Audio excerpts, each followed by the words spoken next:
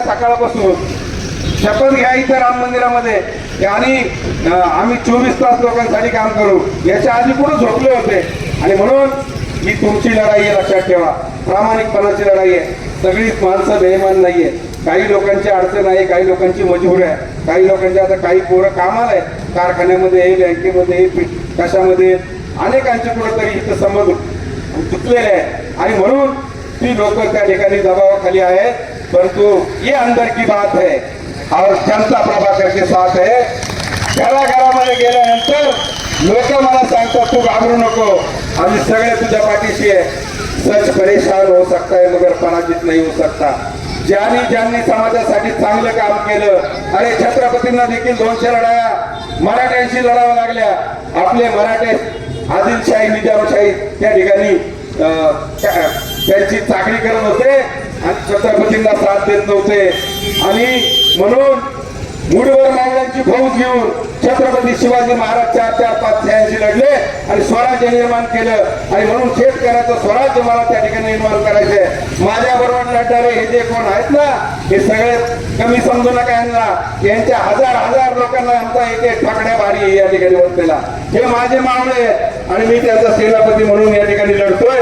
आमचा एक कार्यकर्ता तुमच्या हजार जणांना भारी आहे. अरे यांनी जे कष्ट घेतलेत माझ्यासाठी ना, अरे बाबांना तुमचा साथ जन्मात उतराही नाही होऊ शकत. माझं हृदय भरून येतं. माझे सगळे सहकारी, मी कधी त्यांच्यावर चिडतो, पण थोडाफार माझी चिडचिड होते, परंतु त्यांनी कधी माझा राग धरला नाही. बिचाऱ्यांनी पाठ उठून पळत सुटायचे. अरे एवढं सगळं केलं बिचाऱ्यांनी माझ्यासाठी. अरे तुम्ही माझे भाऊ आहात. भविष्यामध्ये काय निर्णय घ्यायचा मी तुम्हाला सांगतो, काळजी करू नका.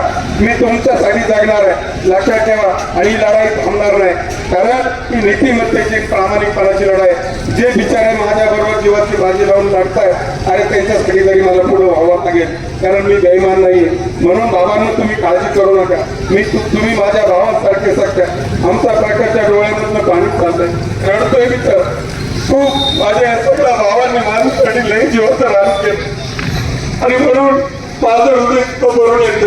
मी बाबांना तुमच्या अगोदर पुत्रही नाही होऊ शकत आहे, कारण या सगळ्या नाचलेल्या जगामध्ये, या कलियुगामध्ये प्रामाणिकपणाला सच्चाईला तारा नाही लागले बाबांना. पण तुम्ही सगळ्या काळजी करू नका. मी माझा जीव जोपर्यंत जीवन असेल तोपर्यंत मी तुमच्यासाठी लढणार आहे. काळजी करू नका, रडू नका बाबांना. हे लढायचं नाही, लढायचं आहे आपल्याला. बोलण्यासारखं खूप आहे. म्हणून आपण सगळी मंडळी या ठिकाणी माझ्या समोर गावातले सगळे ग्रामस्थ बाबांना पुढे येऊन बसलं तर खूप उपकार होतील माझ्यावर. कृपा करून पुढे या.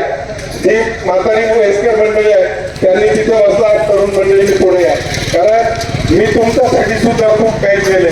कोणी असं म्हणू शकत नाही की माझ्यासाठी काहीच केलं नाही आणि कधीच कोणाला शब्द लावला केलंय, दुसरं काहीच केलं नाही. दुसऱ्या उमेदवाराबद्दल तर काय बोलू मी. तो बाबा तर कधी आम्हाला पाहायलाच मिळालं नाही. मी मतदारसंघात फिरत होतो, घराघरामध्ये जात होतो, त्या ठिकाणी लोक म्हणले या माणसाला आम्ही पाहिलंच नाही, आताच पहिल्यांदा पाहतोय. आता काय बोलायचं त्यांच्याबद्दल. मी त्या दिवशी पण सांगितलं, नंदी चौकामध्ये पत्रकार समोर बसलेले आहेत. रात्रभर आम्ही त्या ठिकाणी रस्त्यावर झोपलो होतो. अरे हा माणूस आम्हाला कुठे पाहायलाच मिळाला नाही. तुझ्या गावात आंदोलन तो तिथं नाही. अरे मग तुम्हाला समाजाबद्दल किती असताय. आज बिबट्याचा प्रश्न गंभीर आहे का नाही? किती गंभीर आहे बोला ना तुम्ही. पण मला सांगा, आज जीव धोक्यात घालून आज सगळी लोक त्या ठिकाणी जगतायत. ज्या ठिकाणी बिबट्याचा प्रसंग घडला, अगदी जुन्नर तालुका असू दे, शिरूर असू दे, सगळ्या भागामध्ये साहेब मी त्या ठिकाणी गेलेलो, आपण साक्षीदार आहे. प्रत्येक कुटुंबाला भेट दिली. अरे सकाळ उठल्यापासून पाट्यापासून रात्रीपर्यंत जीवाची बाजी लावून लढणारा हा प्रभाकर बांगर आहे. काय चुकलं माझं? या गावातल्या एका माणसाने समोर येऊन सांगायला मला जाहीर चॅलेंज आहे की मी प्रभाकर बांगरला फोन केला, प्रभाकर बांगरनी माझं काम ऐकलं नाही, केलं नाही. प्रत्येक माणसासाठी मी धावून गेलोय. मी कधी कोणाचा पक्ष बघितला नाही, कोणाची जात बघितली नाही, प्रत्येकासाठी रात्रीचा दिवस केलाय. आणि म्हणून बाबांनो, मी पहिल्या दिवसापासून सांगतो, ही लढाई माझी नाही, लढाई तुमची. ही प्रामाणिकपणाची, नीतिमत्तेची, तत्वाची लढाई आहे. आणि म्हणून एका बाजूला दणदणगी मंडळी आहे. निवडणुकीचा फंडा असा झालाय का आता फक्त पैशावाल्यांनीच निवडणूक लढवली पाहिजे, गरिबांना निवडणूक लढवायची नाही. अरे बाबासाहेब आंबेडकरांनी एखाद्या रस्त्यावरच्या भिकाऱ्याला देखील मतदानाचा अधिकार दिलाय आणि किती मोठा अंबानी असो अदानी असो त्याला सुद्धा मतदानाचा अधिकार दिला आणि एकच मत द्यायचा अधिकार दिलाय. त्यांनाही उभं राहायचा अधिकार दिला. रस्त्यावरच्या भिकाऱ्याला देखील निवडणुकीत उभं राहण्याचा अधिकार दिलेला आहे. आणि मग सगळे जर एक समान घटनेमध्ये बाबासाहेबांनी ठेवलेले आहे तर मग हा भेदभाव का?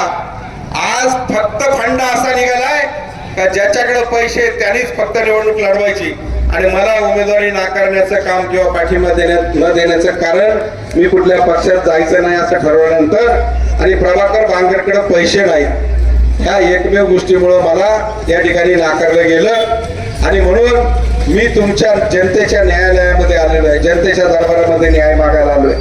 प्रामाणिकपणा आणि नीतिमत्ता, तत्व पाळणं आणि विचाराची लढाई लढणं. मला सांगा ही किती वेळा तुमच्या दशकडीला मैत्रीला आले, कोणाच्या लग्नाला आले, कोणाच्या अडचणीमध्ये आले, कोणाच्या संकटामध्ये आले.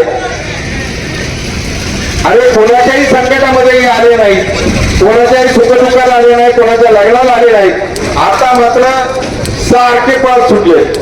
अरे बाबांनो, तुम्हाला जर या समाजाचा खरंच कळवळा होता तर माझ्यासारखे 24 तास लोकांसाठी वेळ द्या ना.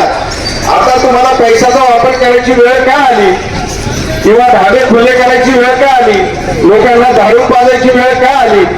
तर फक्त तुम्ही आजपर्यंत प्रामाणिकपणे काम केलं नाही म्हणून आली. माझ्यासारखं जर प्रामाणिकपणे काम केलं असतं तर ही वेळ तुमच्यावर आली नसती. आणि म्हणून मला त्यांच्याबद्दल बोलायचंच नाही, कारण त्यांचं नाव घेऊन मला माझी जीभ टाळायची नाही. तुम्ही सगळे सुज्ञ आहात.